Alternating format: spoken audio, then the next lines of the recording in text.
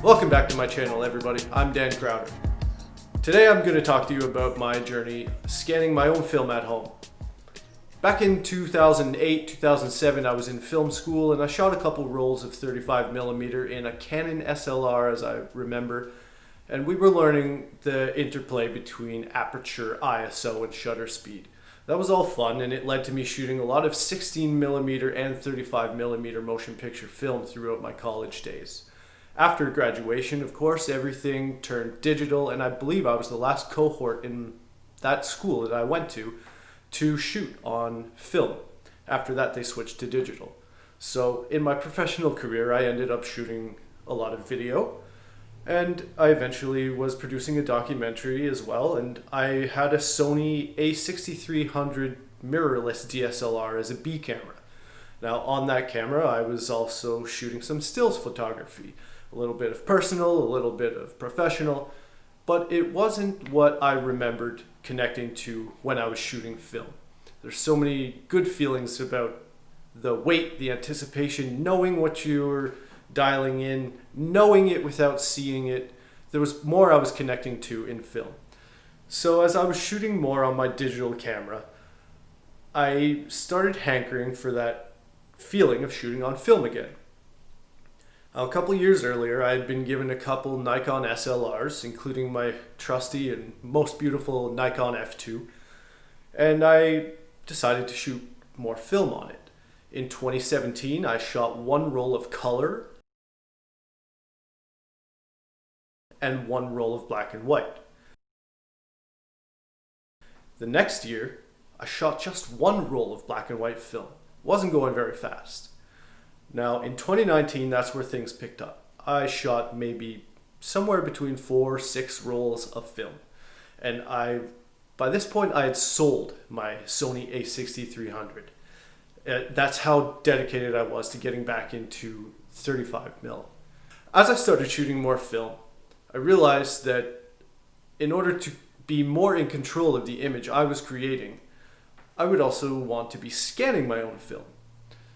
Now, I made a vow to myself to spend less on film photography and the associated equipment than I would have on a professional level digital camera. Now, in choosing to scan my own film at home, the cheapest way I could surmise to do it was to buy an Epson V550 photo flatbed scanner. It had a few trays that could hold 35mm or medium format film. The flatbed scanner was working well, and it came with software called Epson Scan. Now, Epson Scan was great because you could do a preview scan on 12 frames of 35mm at a time, make your adjustments on each thumbnail preview, and then set your scanner to work and scan each frame while you walk away and do something else. This was good, but Epson Scan had a limitation for me. I was not able to find a way to use a preset to make similar photos look the same. I had to actually remember the RGB values or write them down from one frame to the next in order to match the scans. When I first started with the Epson V550, what I learned on the internet was to scan flat. I turned off most settings and I came out with these very, very blue scans. Now, I was able to edit them, but I was not very interested in that because I was throwing away a lot of detail that I would rather have kept in the photo. It was possible, but not ideal. I ended up switching to scanning in JPEG format and getting the images as close to finished in the scanner as I could. To do this, I used the densitometer tool in Epson Scan, and it would show you a before and an after of what the color on a specific spot that you use the eyedropper would look. That's how I got as close to black and as close to white as possible. Then I would bring the images into GIMP and do my rasterized editing and photo adjustments there. I'd do my cleaning, my crop, my color adjustments. Epson Scan was going okay. However, at a point I was a little bit frustrated that my scans didn't have the same sharpness as lab scans. It didn't even have good sharpness. I was finding my images looked soft. So as I was looking around for a solution to my sharpness issue, I discovered that Silverfast was being offered to owners of Epson V550s. All I had to do was use the serial number of my scanner and I could download a free copy of Silverfast. Silverfast was great. I was getting sharper scans and it came with a module included with the software called Negafix. Negafix had so many profiles of different films built in that did most of the color correcting work associated with inverting a negative digitally. And I was left with just doing a couple adjustments in GIMP afterwards. The biggest drawback with Silverfast was that each preview scan was huge. So I was essentially going into each photo and having to do a full scan as opposed to Epson Scan's tiny preview scan. With Epson Scan, I was scanning a roll of film in about 1 to 2 hours. With Silverfast, the same was taking me about half a day. Eventually, I cut that time a little bit, but overall, I was still spending much more time per roll with Silverfast than I was with Epson Scan. Now, when something that you consider your passion and hobby becomes a little bit more frustrating, you kind of want to step back from it. So I was searching again for a solution, and I decided that perhaps with all my worries of getting colors right and getting my scans sharp, that I would try some film labs. I probably would have saved myself so much trouble with color management and trying to figure out how to get the colors looking good if I had just taken a few rolls down to the lab and had them as reference. Having reference rolls done by professionals really helps you understand what the characteristics of the film that you're scanning are. Each lab will look different.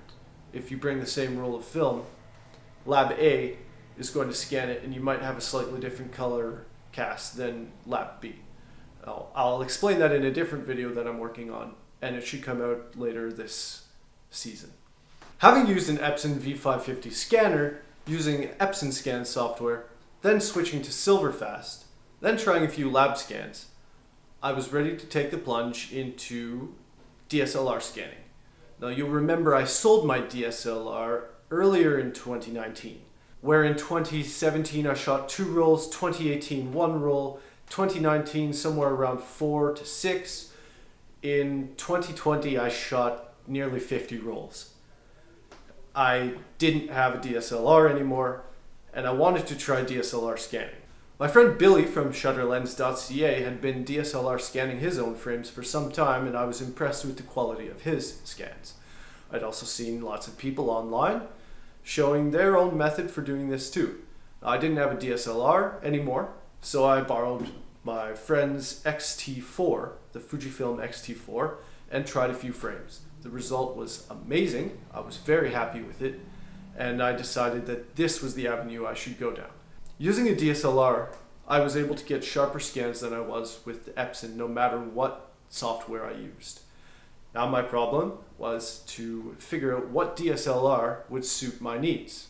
In order to get a similar resolution from DSLR scanning as I was getting from my Epson scanner, I knew that I would need somewhere around 24.2 megapixels. Well, enter the Nikon D3500. Perfect little DSLR. It's so bare bones. There's no in-body stabilization. There's hardly any menu features. And I'll show you exactly how I use it to scan. With my camera set up on a tripod facing down, I use my level, make sure the bubble's in the middle, from side to side and front to back. And I'll do the same on this cardboard box which I've cut a hole out of. Now I take an old smartphone with a Lightbox app and I'll white balance off that before I take my shots, and I'll slide it into the box. I load my frames into a negative holder, and these toothpicks here, they act as a guide to keep it moving straight along the cutout hole. I make sure my minimum focus distance requirement is accurate, and I will turn on my camera. My settings are 1/4 of a second, shutter speed, ISO 100 and f5.6. Momentarily I turn on the live view so I can use focus preview and focus down on the grain. Now I'll go into the menu, set my self timer to start 10 seconds after I hit the shutter button, and it will take a consecutive 5 shots. Now I activate the continuous shutter, and I can now capture each frame with the continuous shooting.